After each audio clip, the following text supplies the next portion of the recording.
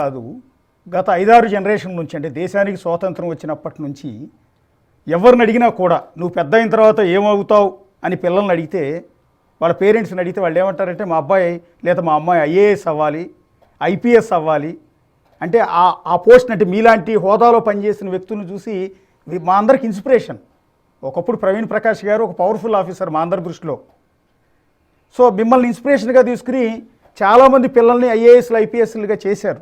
కానీ అలాంటి సిచ్యువేషన్ నుంచి ఈరోజు ఐఏఎస్ అంటే ఇండియన్ అడ్మినిస్ట్రేటివ్ సర్వీస్ నుంచి పోయి ఐఆర్ఎస్ అనుకునే పరిస్థితి రాలేదా పొలిటికల్ లీడర్ల దగ్గర? ఇప్పుడు ఐ డోంట్ థింక్ ఇది ఇప్పుడు 1947లో కూడా అట్లా ఉంది, ఇప్పుడు కూడా అట్లా ఉంది. మీకు ఒక ప్రైవేట్ ఆర్గనైజేషన్తో కంపేర్ చేస్తే మనం యాజ్ ఏ ఐఏఎస్ ఐపీఎస్గా మనం ఎంప్లాయీస్లో హైయెస్ట్గా ఉన్నాం. బట్ వీఆర్ నాట్ ద ఒక ప్రైవేట్తో కంపేర్ చేస్తే మీరు బోర్డ్ ఆఫ్ డైరెక్టర్ కాదు, మనం బోర్డ్ ఆఫ్ డైరెక్టర్ కాదు. We are board of director in democracy is a cabinet. అప్పుడు కూడా but among the employees yes, we are the group D, group C, group B, group A all India సర్వీస్లో హైయర్గా ఉన్నాం. ఎవరు వస్తారు అని ముందు కూడా చెప్పాను మీకు. ఎవరు వస్తారు గవర్నమెంట్కి? మిడిల్ క్లాస్ పూర్ ఫ్యామిలీలో బాగా చదువుకున్న పిల్లలు, వాళ్ళ పేరెంట్స్కి పిల్లలకి గవర్నమెంట్లో ఉద్యోగం ఇవ్వాలా చేయాలా, వాళ్ళకే మనసులో ఉంటే వాళ్ళు వస్తారు. ఇప్పుడు నేను ఎగ్జాంపుల్ చెప్తాను మీకు 2. నేను చాలా పేరు చెప్పము, బట్ చాలా అర్లీగా నేను ఉద్యోగంలో ఉన్నప్పుడు ఇద్దరు మినిస్టర్స్ వేరే వేరే టైంలో నాకు 2 కాన్వర్సేషన్ చేశారు. ఒకటి ఏం చెప్పారు, మీరు యూపీ నుంచి ఆంధ్రాకి వచ్చారు అంటే ఫండమెంటల్గా హ్యూమన్ ఎందుకు మైగ్రేట్ అవుతారు? In search of a good water, good food, shelter. దీని గురించి మీకు అక్కడ అంటే మీకు ఉన్న పొటెన్షియల్కి మీ ఉన్న ప్లేస్లో దొరకదు కాబట్టి మీరు మైగ్రేట్ అవుతారు. మీకు మంచి you are in search of a good food, water, shelter కోసం మీరు మైగ్రేట్ చేసి ఆంధ్ర వచ్చారు ఒకటి చెప్పారు. ఇంకొకటి ఆయన ఏం చెప్పారంటే నేను ఒక డిస్కషన్ జరిగింది ఒక డిఎంహెచ్ఓ ఇష్యూ మీద. అంటే విదౌట్ అన్నోయింగ్లీ ఇన్నోసెంట్గా నేను అడిగామంటే మీరు ఎందుకు ఎమోషనల్గా డిఎంహెచ్ఓ ఇష్యూ తీసుకున్నారంటే డిఎంహెచ్ఓ మీ బంధువులని నేను అడిగితే అంటే ప్రవీణ్ ఐ కమ్ ఫ్రమ్ నువ్వు యూపీ నుంచి వచ్చావు, నీకు ఐడియా లేదు. I come from a very well off family. నా first relative, second relative, third relative, fourth relative ఎవరు రాజకీయంలో లేరు. రాజకీయం కాదు, ఎవరు గవర్నమెంట్ ఎంప్లాయీగా లేరు అన్నారు. అంటే సమాజంలో గవర్నమెంట్ ఎంప్లాయీ ఎవరు అవుతారు? అంటే రిచ్ వాళ్ళు, పవర్ఫుల్ రిచ్ ఉంటే వాళ్ళు వస్తారా గవర్నమెంట్లో? లేకపోతే ఒక మిడిల్ క్లాస్ పూర్ ఫ్యామిలీ నుంచి ఎంప్లాయీ మైండ్ సెట్ ఉన్న ఫ్యామిలీ వాళ్ళ మెంబర్స్ వస్తారు? ఎవరు వస్తారు గవర్నమెంట్లో? ఇందాక మీరు ఒకటి అన్నారు సార్, అంటే ఆన్ డాక్యుమెంట్లో ఉంది కాబట్టి, అంటే పేపర్లో కరెక్ట్గా ఉంది కాబట్టి అది ఏబి వెంకటేశ్వరరావు కావచ్చు, కిషోర్ కావచ్చు, వీళ్ళ విషయంలో నోట్ తయారు చేయాల్సి వచ్చింది అని.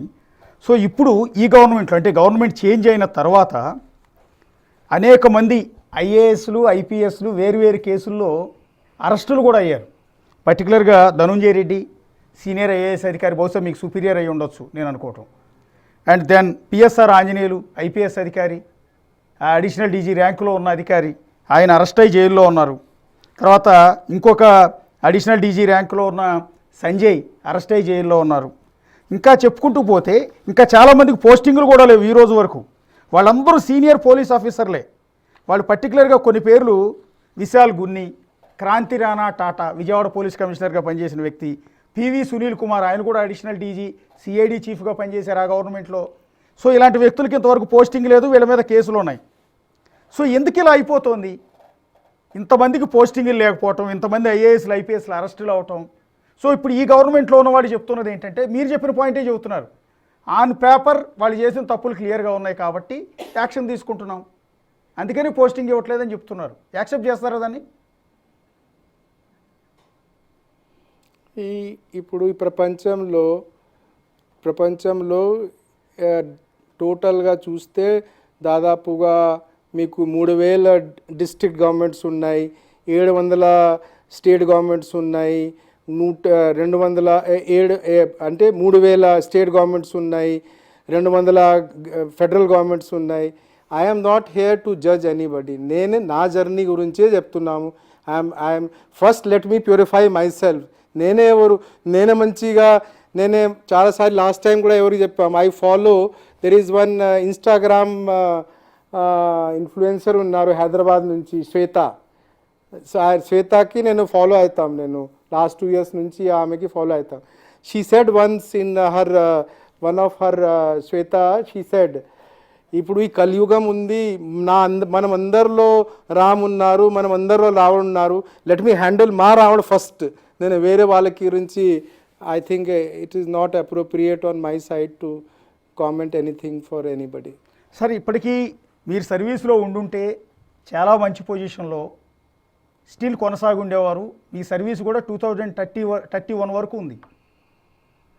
సో ఇంత సర్వీస్ ఉంచుకుని కూడా ఈరోజు సెక్రటేరియట్లో కూర్చుని ఫైల్స్ మీద సంతకం పెట్టాల్సిన, డెసిషన్స్ తీసుకోవాల్సిన మీరు ఇవాళ మా టీవీలో కూర్చుని లైవ్ ఇవ్వాల్సిన పరిస్థితి వచ్చింది, క్షమాపణ చెప్తూ అది కూడా. సో నెక్స్ట్ జనరేషన్లో ఇలా ఐఏఎస్ ఐపీఎస్ కావాలనుకునే వాళ్ళందరికీ ఏం మెసేజ్ ఇస్తారు మీరు? రమ్మంటారా వద్దంటారా?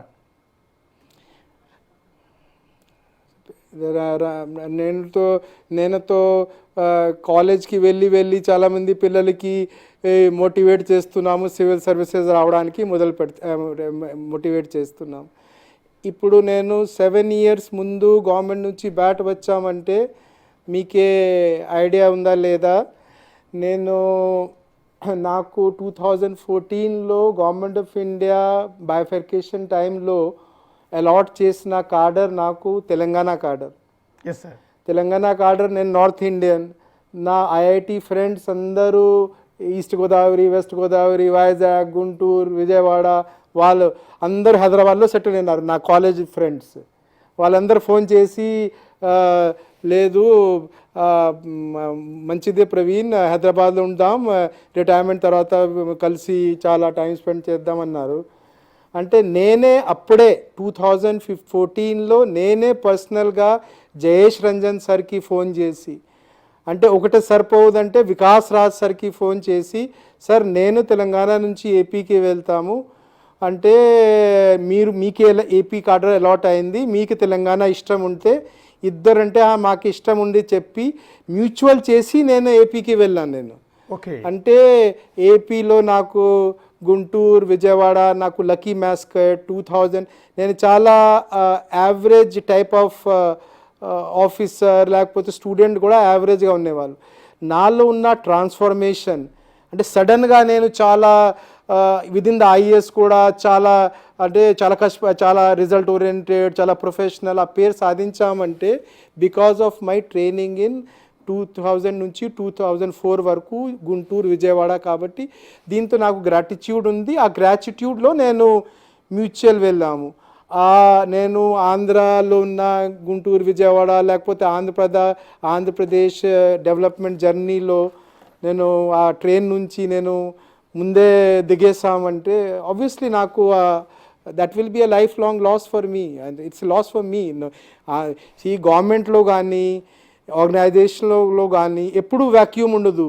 ప్రవీణ్ లేదా నవీన్ వస్తారు, నవీన్ లేకపోతే సునీల్ వస్తారు, ఎవరైనా వస్తారు. But it's a loss to me. Yes, it's a loss to me. Second వచ్చిన జనరేషన్ అంటే మీలాంటి ఒక మంచి సెకండ్ పార్ట్ నేను చెప్తాను ఒకసారి. సెకండ్ పార్ట్ చెప్తాం నేను. ఎస్ అంటే మీకు అంటే మీరు సెకండ్ అంటే సెకండ్ మీరు ఒకసారి నేను చెప్తాను. సెకండ్ మీరు అడిగారు దట్ వచ్చిన జనరేషన్ వాళ్ళకి ఎనీ మెసేజ్. ఫస్ట్ నేను అంత స్థాయి కాదు ఎవరికి ఉపన్యాసం ఇవ్వడానికి, ఎవరికి బాగా లెక్చర్ ఇవ్వడానికి. బట్ నా ఎక్స్పీరియన్స్తో నేను ఏం చెప్పగలుగుతామంటే 21st centuryలో మనం ప్రజల హృదయం as a civil service, as a government ఎంప్లాయీగా విన్ చేయాలి అంటే చిన్న నుంచి చిన్న నుంచి ఎథిక్స్ అండ్ మొరాలిటీ ఒక ఆ habit, it's a habit, like punctuality is a habit, being a ethical and moral is a habit. ఆ హ్యాబిట్ చిన్న నుంచి డెవలప్ చేస్తే చాలా బ్రహ్మాండగా గవర్నమెంట్లో మంచి ఎక్స్పోజర్ మంచి సాటిస్ఫాక్షన్ వస్తుంది. బట్ ఎథిక్స్ అండ్ మొరాలిటీ మనం చిన్న ఉన్నప్పుడు ఆ హ్యాబిట్ డెవలప్ చేయకపోతే it will be a very tough time.